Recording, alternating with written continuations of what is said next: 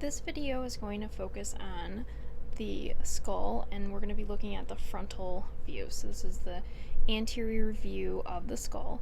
So when we look at the anterior view of the skull, you can see this big bone right here. That is going to be the frontal bone. On some skulls, you will see a frontal suture on an adult skull. It's only in about 10% of Asian descent. People of Asian descent, they may have a frontal suture there. This skull does not have one of those, so sometimes you will see that, but this is the frontal bone here. Then these are the orbits here, or the eye sockets. So above that, you can have either a hole or a notch, or both.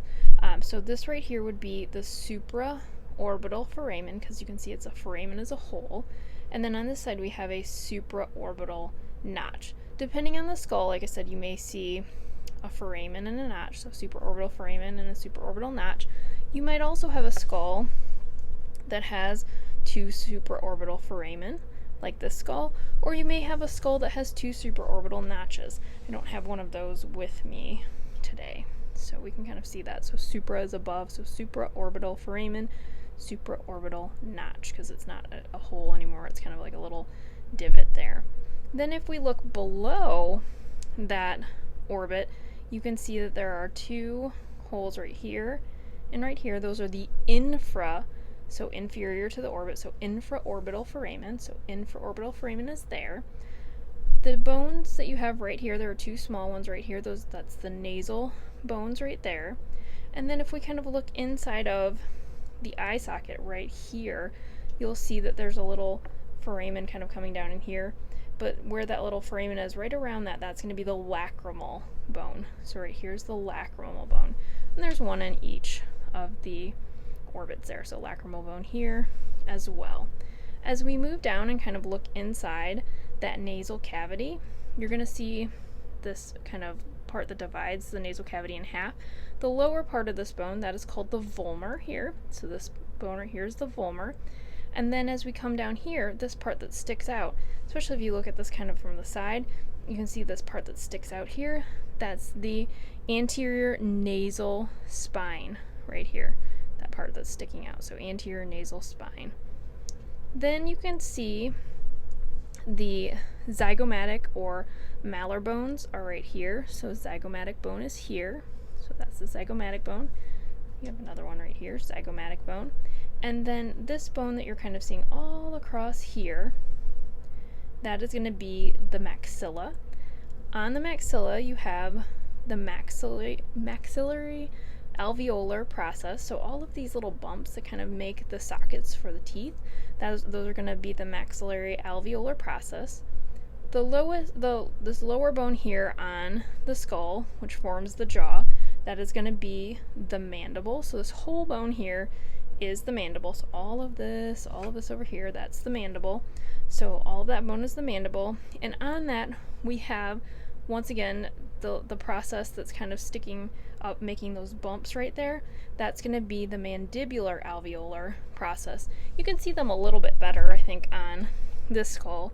You can see those mandibular alveolar process a little bit better on here. So depending on which skull you're looking at, one might show a certain feature better than the other. When we look down here, you're going to see another hole here and here. Those are called the mental foramen. So if you've ever seen the famous sculpture of the man who's kind of holding his hand in his chin thinking, I always think he's thinking, it's called a thinker, and so he's using mental power, so he's putting his hand right over those mental foramen. The mental region is the chin, and that's where that name comes from. So, but those are the mental foramen there.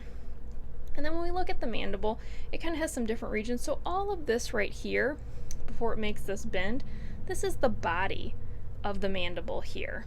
So right here is the body of the mandible. So those are going to be the features you see on the anterior surface of the skull. This video is going to focus on the posterior view and the mandible as well. So when we're looking at the posterior view, if we kind of turn the skull a little bit like this, you can see those two parietal bones right here, and then running in between them, that's going to be the sagittal suture here. As we come down, kind of turn that a little bit more, we're going to see that lambdoidal suture here, kind of makes that like V there. And then all this bone that you're seeing right here, all of this is going to be that occipital bone here. So we have the two parietals, the sagittal suture, the lambdoidal suture, the occipital bone here. So we kind of turn this and look at the bottom of the skull, that inferior kind of view of the skull. We're going to see some other features. So this right here, this bump you're seeing here on the occipital bones, that's the external occipital protuberance. So you can see that if you feel on the back of your skull, you'll be able to feel that on your skull, that external occipital protuberance there. You can still see that really large hole right there, the foramen magnum. Kind of right around that, you're going to see these two smooth, rounded portions right here. Those are going to be the occipital condyle. The occipital condyle is where the skull articulates with that first vertebrae, so it's going to articulate with that first cervical vertebrae, which is the atlas. So that's going to be the occipital condyles right here. From this view, you can also see that styloid process again. So there's that styloid process coming down. And right here, this bump here and here, that's that mastoid process there. As we kind of move down, we'll be able to see the two different pterygoid bones. So it looks like pterygoid, but the P is silent, just like pterodactyl starts with P, but you don't say it. So the pterygoids, we have medial and lateral. So right here is going to be the lateral pterygoid. You can see this one over here is also the lateral pterygoid. So lateral pterygoid is here and here. And then the medial pterygoid is this right here and right here, the medial pterygoid. I think it's a little bit more prominent if we look at this skull here. I think you kind of maybe get a little bit better view. So here are the lateral pterygoids here and here, and then the medial pterygoid here and here.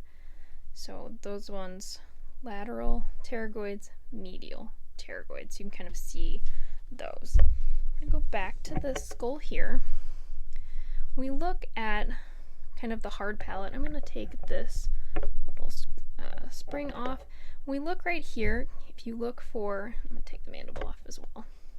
If you look right here, you can see this little suture line right here.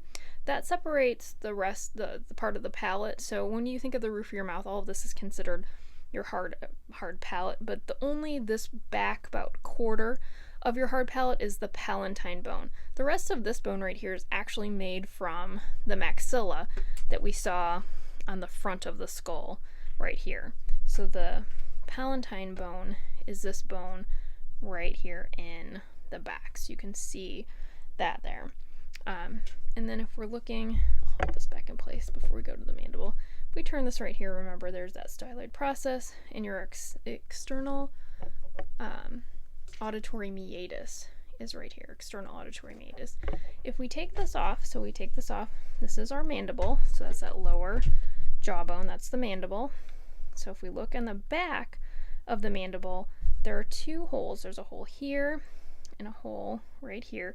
Those are the mandibular foramen. So remember, on the front, these holes you're seeing here and here, kind of on the chin, those are the mental foramen. And then on the back of the mandible, kind of on the inside, back here and right here, that is going to be the mandibular foramen.